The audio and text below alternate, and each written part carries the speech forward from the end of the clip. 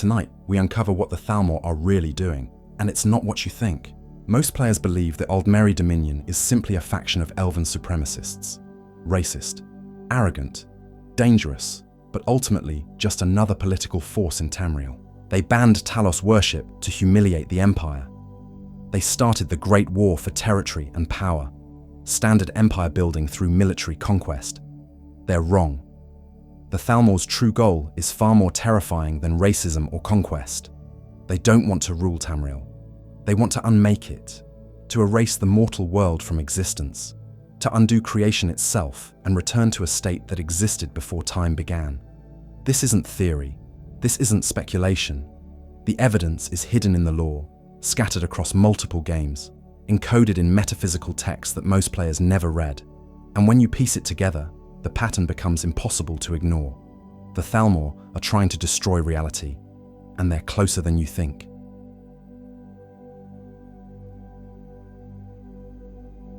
Let's start with what's obvious, the story the game presents at face value. The Aldmeri Dominion is reconstituted in the Fourth Era after centuries of separation. The Somerset Isles, Valenwood, and elsewhere unite under Thalmor leadership. They're powerful, organized, ideologically driven by beliefs in Altmer superiority. In 4E 171, they invade the Empire. The Great War devastates both sides. Cities burn, armies shatter. After years of brutal fighting, the war ends with the White Gold Concordat, a treaty that gives the Thalmor much of what they wanted. The most famous provision, Talos worship, is banned throughout the Empire. To most players, this seems like cultural warfare. The Thalmor hate Talos because he was human, and elven supremacists can't stand the idea of a human achieving divinity. They ban his worship to humiliate the Empire and assert dominance. It's about pride, power, control. This interpretation makes sense on the surface. The Thalmor are clearly racist. Their agents in Skyrim are insufferable. They torture Talos worshippers. They act like they're superior to everyone else. The racism is real and obvious, but racism alone doesn't explain their actions. Consider what the Great War cost them. The Dominion lost tens of thousands of soldiers. Their invasion of Hammerfell was repelled. The Imperial City, which they captured, was retaken. By the end of the war, both sides were exhausted, and yet the Thalmor pushed for that specific treaty provision, banning Talos worship above almost everything else. Why? If you're building an empire, you want territory, resources, tribute. You want your enemy weakened and compliant. The Thalmor got some of this, yes, but they spent enormous political capital on one seemingly symbolic demand. Stop worshipping this one specific god. It doesn't make strategic sense unless Talos worship threatens them in ways that go beyond symbolism. The Thalmor also do something else that seems strange if you're just building a conventional empire. They oppose human reproduction in their territories. They encourage elven birth rates while subtly undermining human population growth. Again, racism could explain this, but there's an urgency to their demographic efforts that suggests something beyond simple prejudice. And then there's their obsession with the towers. Most players don't know what the towers are. The games mention them in obscure texts, in metaphysical discussions that seem like abstract philosophy. But the Thalmor know, and they're systematically working to deactivate or destroy them. The pattern isn't obvious because the towers fall across different games, different eras, separated by enough time that players don't connect them. But when you map it out chronologically, when you see which towers have fallen and when, a pattern emerges. And the Thalmor are always somewhere in the background. So we have 3 data points that don't quite fit the racist empire narrative. First, the bizarre fixation on banning Talos worship specifically, at enormous cost. Second, the demographic manipulation that goes beyond conquest into something that looks almost like preventing mortal existence from continuing. Third, the systematic deactivation of reality-anchoring metaphysical structures that most people don't even know exist. None of this makes sense if you're just trying to build an empire. Empires need subjects. They need thriving territories. They need stability. But it makes perfect sense if you're trying to do something else entirely. if you're trying to unmake the world. To understand what the Thalmor are really doing, we need to go deeper. We need to understand what the towers are, what role Talos plays in holding reality together, and what the Thalmor believe about the nature of existence itself. Because once you understand their metaphysics, their true goal becomes horrifyingly clear.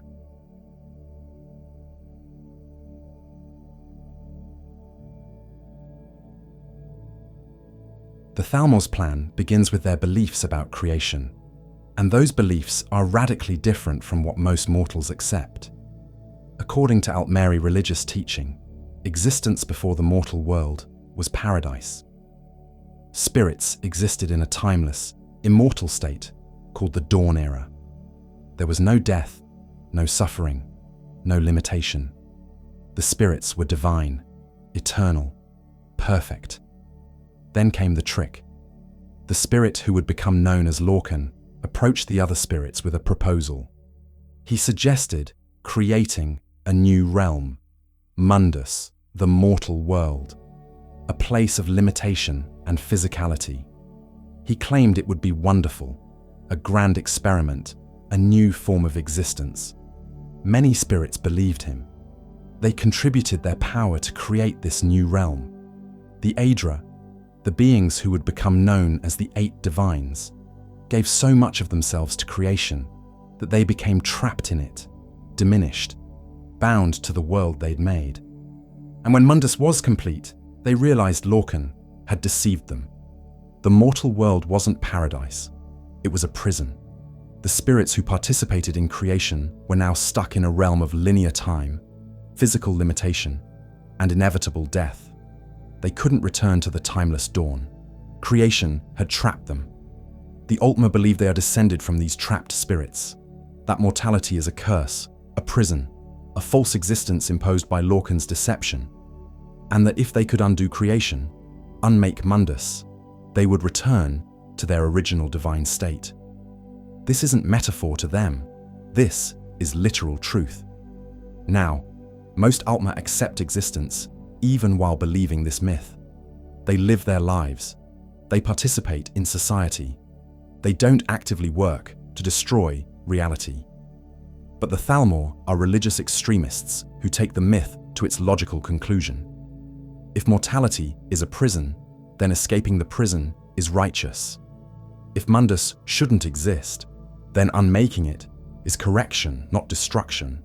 If they can return themselves and all elves to immortal divinity, then any price paid by mortals is acceptable, because mortality is false existence anyway. The Thalmor aren't trying to conquer the world. They're trying to save the elves by destroying the world.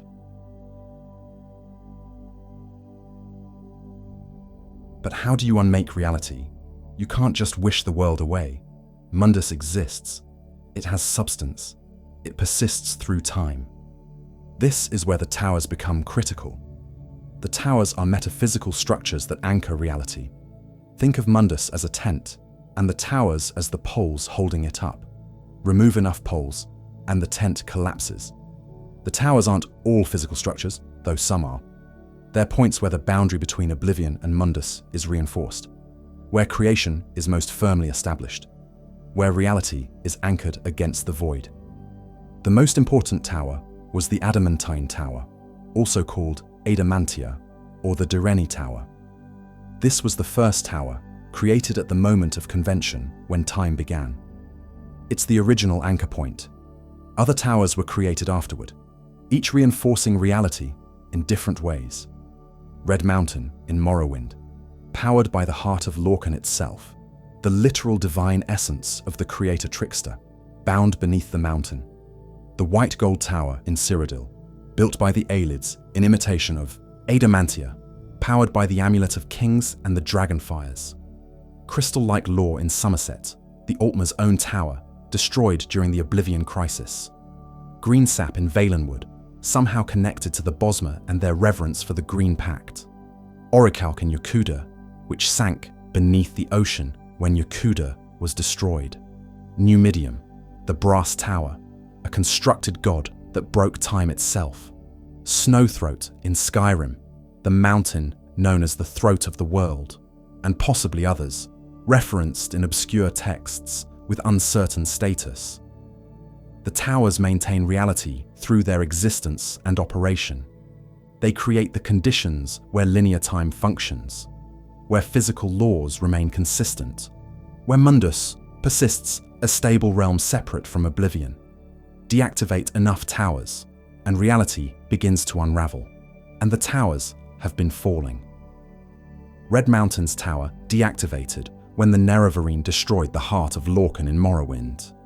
The white gold tower's stone, the Amulet of Kings, was destroyed when Martin Septim shattered it to banish Mehrunes Dagon. Crystal Lightlore fell during the Oblivion Crisis, destroyed by Daedra or by the Thalmor themselves during the Chaos. 3 towers down, reality is already weakening.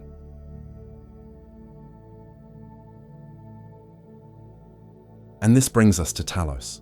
Talos isn't just a god, he's a tower.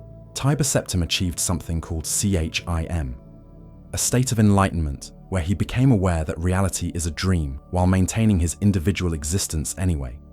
Through this awareness and through mantling Lorcan, Tiber Septim achieved divinity. But more than that, he became a new anchor point for reality. The Ninth Divine isn't just a powerful god, he's a tower that exists in the faith of his worshippers.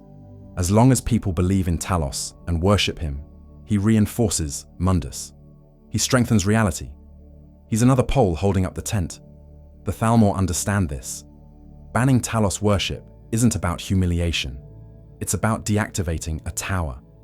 If they can eliminate belief in Talos, not just ban it, but truly erase it from cultural memory, then Talos ceases to function as a tower. His anchor on reality loosens. Mundus becomes weaker. This is why they spent so much to get that treaty provision. This is why they enforce it so brutally. This is why they torture and execute Talos worshippers. They're not just being cruel, they're strategically deactivating a tower. And with each tower that falls, with each anchor that breaks, reality becomes more fragile, more vulnerable, closer to unraveling completely. The Thalmor aren't building an empire. They're deconstructing existence.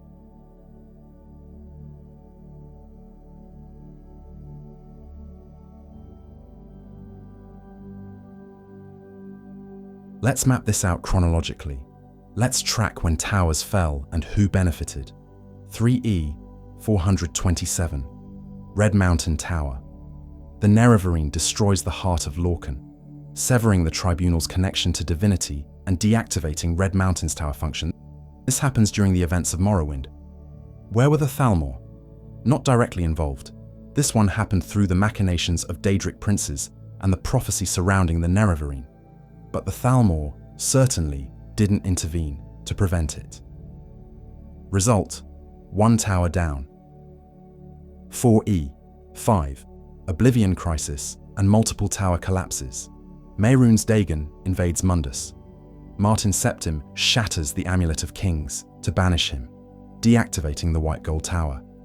During the same crisis, Crystal Lightlore in Somerset is destroyed, either by Daedra or by the Thalmor themselves, with sources remaining conveniently vague.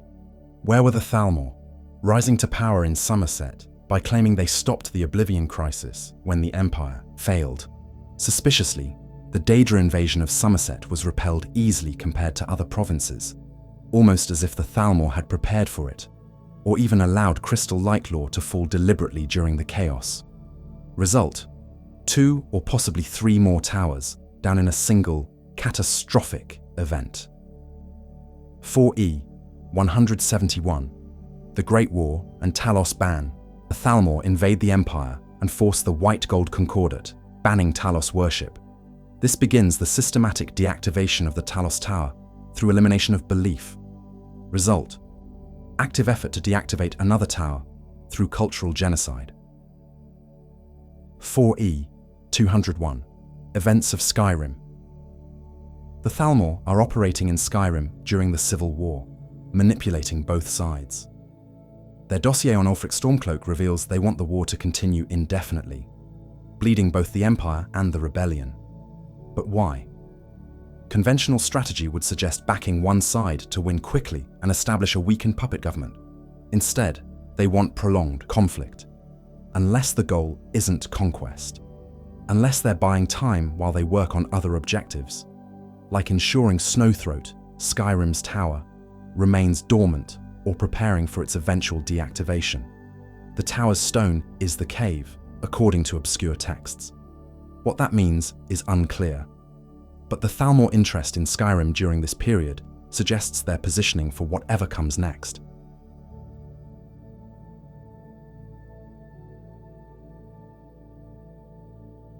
There's another piece of evidence that's deeply disturbing: the Thalmor's relationship with the Numidium.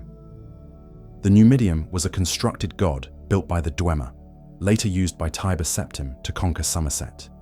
It's a tower, but a broken one.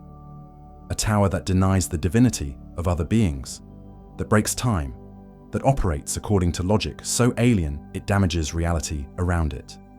When Tiber Septim activated the Numidium and turned it against Somerset, the conquest was horrific. The Numidium didn't just defeat the Altmer militarily. It retroactively unmade parts of their history. It created temporal paradoxes. It committed atrocities that existed outside normal cause and effect. The Thalmor remember this. They remember the Numidium breaking time over Somerset. And here's what's terrifying. Some lore texts suggest the Thalmor are trying to rebuild or reactivate the Numidium themselves. Why would they want the weapon that traumatized their ancestors? Why would they seek to control the device that represents their greatest historical defeat? Unless they understand what the Numidium really is. Unless they see it not as a weapon of conquest, but as a tool of unmaking. A tower that can deactivate other towers. A constructed god whose fundamental nature is denial of existence. If the Thalmor control the Numidium, they control a weapon that can finish what they've started. That can break the remaining towers systematically. That can unmake reality with precision and purpose. The texts that mention this are vague, obscure, possibly unreliable, but the pattern fits too well to ignore. The Thalmor's demographic policies provide additional evidence of their ultimate goal. In territories under their control, they encourage high elven birth rates while subtly undermining human and beast race populations. This goes beyond racism into something more calculated. If you're trying to rule a diverse empire, you want productive subjects of all races paying taxes and providing labor. You don't systematically reduce the population of your conquered territories. But if you're planning to unmake reality and believe only elves will transcend to the Dawn era when Mundus falls, then you want as many elves existing as possible when that moment comes. And you want as few mortals of other races anchoring reality through their existence and belief. The Thalmor aren't building population for a lasting empire. They're maximizing the number of elven souls positioned to escape the prison when the prison collapses.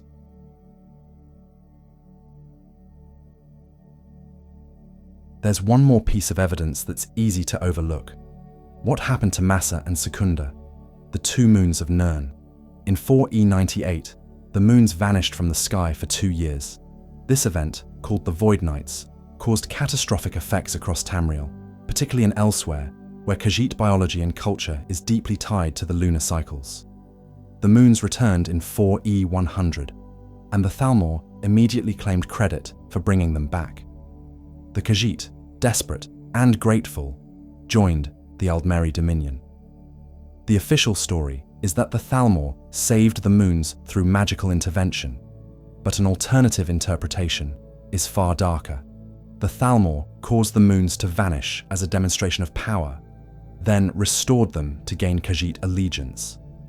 If the Thalmor have the capability to temporarily unmake celestial bodies, to remove the moons from existence and then return them, it suggests their understanding of reality. Manipulation is far more advanced than anyone suspects. It suggests they're not just deactivating towers passively, they're actively practicing reality unmaking on smaller scales, testing their abilities, preparing for the final collapse. When you compile all this evidence, the systematic tower deactivations, the obsessive focus on eliminating Talos worship despite enormous cost, the possible Numidium connection, the demographic warfare that makes no sense for empire building, the Void Knights demonstration. The pattern becomes impossible to dismiss as coincidence. The Thalmor aren't trying to conquer Tamriel. They're trying to unmake Mundus. They're deliberately deconstructing reality, one tower at a time, following a long-term plan that spans centuries. And they're succeeding. 3 towers definitely down, Talos being systematically erased from belief, additional towers potentially compromised or targeted.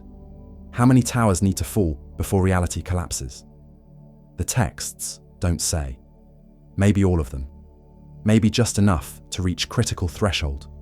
But with each tower that falls, with each anchor that breaks, Mundus becomes more vulnerable, and the Thalmor continue their work with patience that comes from believing they're fighting for salvation rather than destruction.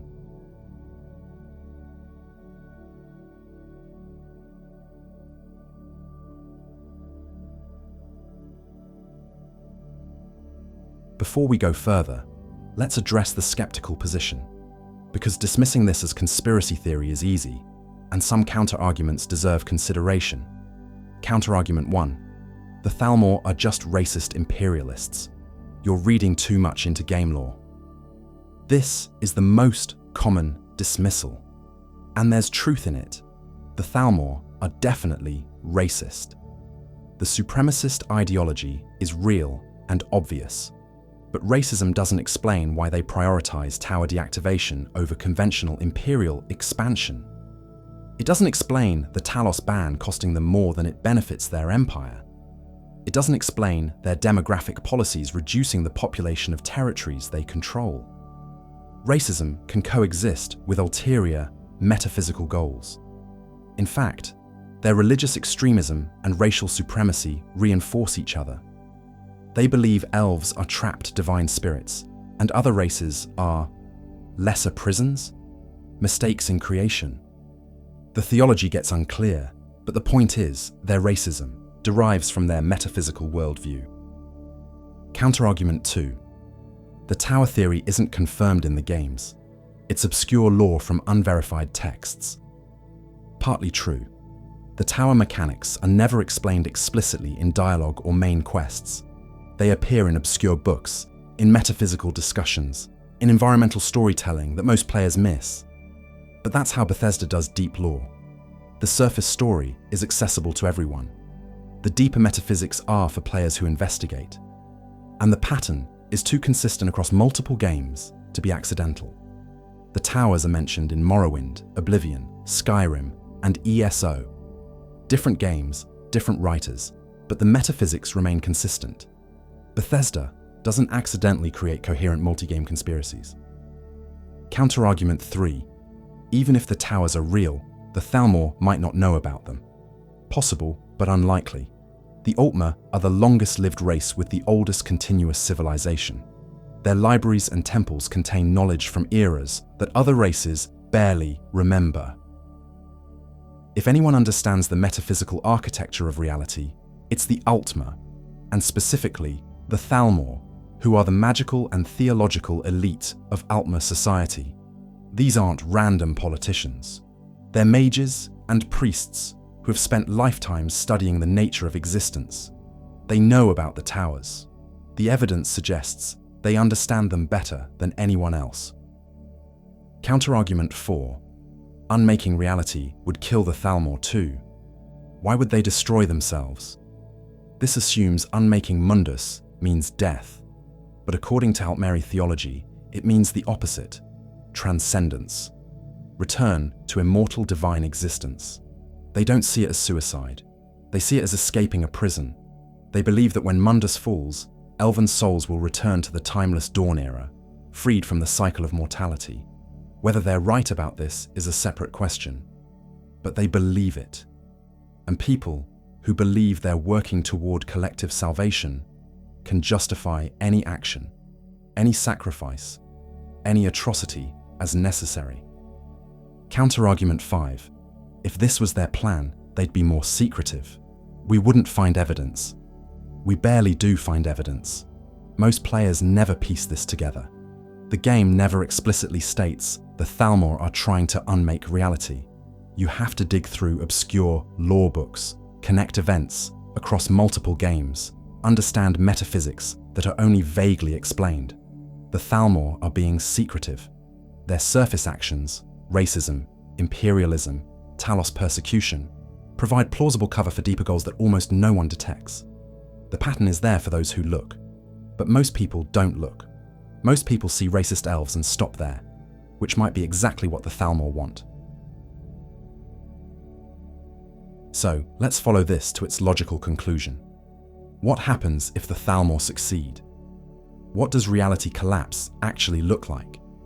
The texts don't describe this explicitly because it's never fully happened, but we can extrapolate from what we know about the towers and from events where reality temporarily weakened.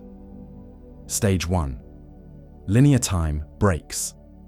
The first sign would be temporal instability. Time is maintained by the towers, particularly Adamantia, where convention occurred and linear time began. As towers fail, time becomes less consistent. We've seen hints of this already. The Numidium creates temporal paradoxes. The warp in the West caused multiple contradictory histories to be simultaneously true. Dragon breaks. Periods where time fractures into non-linear chaos become more frequent as reality weakens. If enough towers fall, dragon breaks might become permanent. Past, present, and future collapse into simultaneous existence. Cause and effect become suggestions rather than rules. Stage 2. Physical laws. Destabilize Mundus operates according to consistent physical principles. Gravity functions predictably. Matter behaves according to stable patterns. Magic follows rules even if those rules are complex. These consistencies are maintained by reality's anchoring. As towers fail, the laws become more fluid. What worked yesterday might not work today. Landmasses might shift. The barrier between Oblivion and Mundus could dissolve, allowing Daedric realms to overlap with mortal space. We glimpsed this during the Oblivion crisis, when the barrier weakened enough for Daedric invasions. Imagine that happening everywhere, continuously, without the possibility of closing the gates, because gates become meaningless when the boundary dissolves. Stage 3. Identity dissolution. Individual identity, the sense of being a specific, separate person, might begin to break down. This is the most abstract and terrifying possibility. The concept of Chim involves realizing you're part of a dream while maintaining the dreaming I am. Zero-summing is realizing you're part of the dream and losing individual identity, essentially ceasing to exist. If reality unmakes, would mortal minds zero-sum? Would people simply dissolve into undifferentiated existence as the structures that maintain individual identity collapse? The Altmeri theology suggests elves would transcend instead, maintaining their identities while returning to divine timelessness. But that's their belief. Whether it's true is unknowable. It's equally possible everyone simply stops existing in any meaningful sense. Stage 4. Return to dawn. The Thalmor believe unmaking Mundus returns existence to the dawn era. Timeless, deathless, divine. They envision themselves as immortal spirits freed from limitation. But the dawn era might not be paradise. Some texts suggest it was chaotic, violent, and strange. Spirits consuming each other. Reality shifting constantly. Nothing stable, nothing secure. And there's another possibility the Thalmor might not have considered. Maybe Mundus can't actually be unmade. Maybe creation is permanent, and breaking enough towers doesn't return existence to pre-creation state. Maybe it just breaks everything without returning anything. Maybe they succeed in destroying reality, but fail to achieve transcendence. Maybe they just kill everyone and everything, including themselves. achieving neither mortality nor divinity, but simple non-existence. If the Thalmor are right and elves transcend, everyone else dies permanently. Humans, Khajiit, Argonians, all mortal races simply end. Gone. Not death that can be avoided or overcome, but complete existential erasure. If the Thalmor are wrong and everyone zero-sums, then literally no one survives. Everyone, elf and human, good and evil, Daedra and mortal, simply stops existing. Reality ends, and nothing replaces it. There's a third possibility some scholars suggest. The Hist might survive. The Argonian god trees exist partially outside conventional reality, connected to something deeper than Mundus. If reality unmakes, maybe the Hist endure, preserving Argonian souls in whatever comes after. But that's speculation, built on obscure references. The only certainty is that unmaking reality means the end of everything mortals know and care about. The Thalmor are gambling existence itself on a theological interpretation that might be completely wrong. They're willing to destroy the world for all beings based on their faith that they'll transcend rather than simply cease. And they're close enough to succeeding that the next few centuries of Tamriel's history might determine whether reality continues to exist.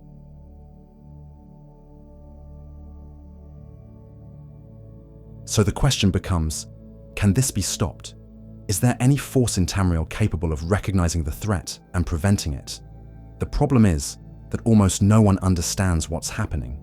To most people, the Thalmor are just another empire. Evil, yes. Racist, certainly. But comprehensible.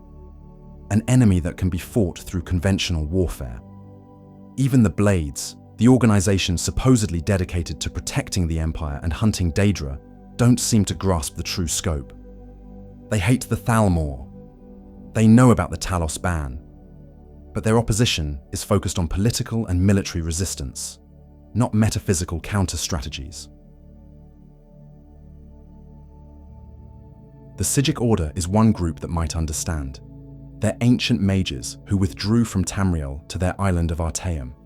They study magic and metaphysics at the deepest levels. They intervene occasionally in events that threaten fundamental reality. During the Oblivion Crisis, they didn't interfere publicly. During Skyrim's events, they appeared to address the Eye of Magnus, a metaphysically dangerous artifact that the Thalmor were trying to acquire. The Psijics might know about the Tower Conspiracy. They might be working against it behind the scenes, but they're secretive, isolationist, and their methods are unclear. If they're fighting the Thalmor's plan, they're doing it quietly in ways most people never see. The Greybeards at High Hrothgar might play a role. They guard the throat of the world, which is Snowthroat, one of the remaining towers. If the Thalmor move against Snowthroat directly, the Greybeards would resist. But the Greybeards are pacifistic and contemplative. They avoid politics and warfare. They might guard the tower without understanding the global conspiracy. And if the Thalmor's attack is subtle, corrupting the tower's stone rather than physically assaulting the mountain, the Greybeards might not recognize the threat until it's too late. The Blades are broken in the Fourth Era, hunted to near extinction by the Thalmor during and after the Great War. The few survivors are scattered, in hiding, unable to mount organized resistance.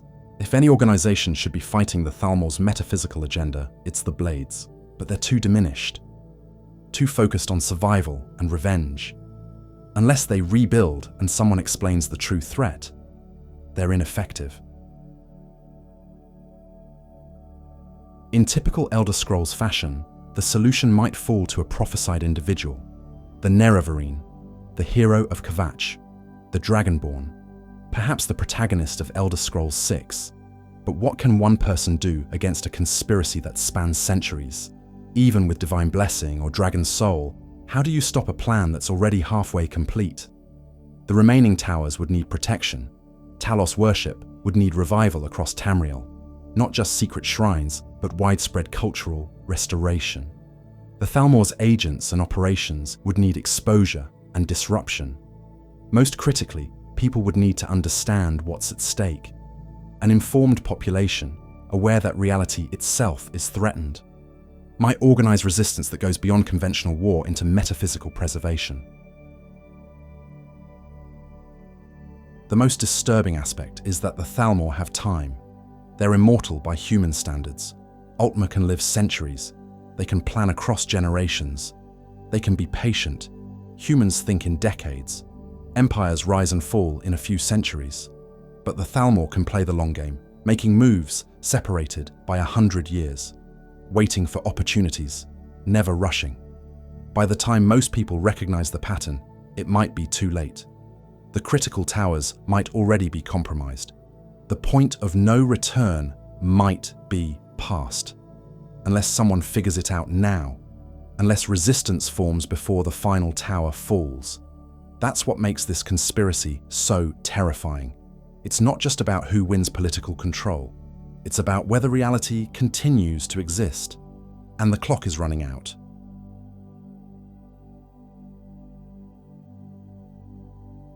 So, that's the Thalmor's secret plan.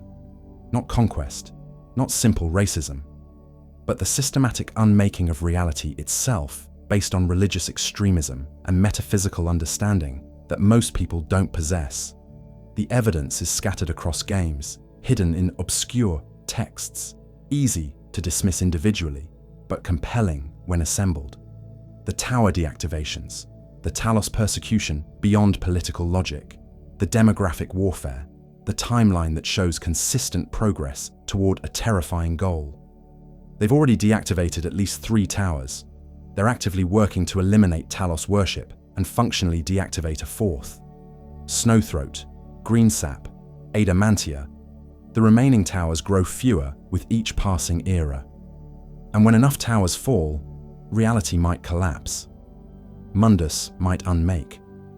Every mortal being might face existential erasure based on a theological gamble by extremists who believe they'll transcend rather than simply end. The Thalmor aren't the typical video game villains. They're not conquering for power or destroying out of spite. They genuinely believe they're saving the elves by undoing creation. Their evil, and it is evil, comes from willingness to destroy everyone else's existence for their salvation. That's what makes them so dangerous. That's what makes stopping them so critical. Now I want to hear from you. Do you think this interpretation holds up? Are the Thalmor really trying to unmake reality? Or is this reading too much into scattered lore? What evidence am I missing? What counterarguments are stronger than the ones I addressed? And most importantly, if this is their plan, how can it be stopped?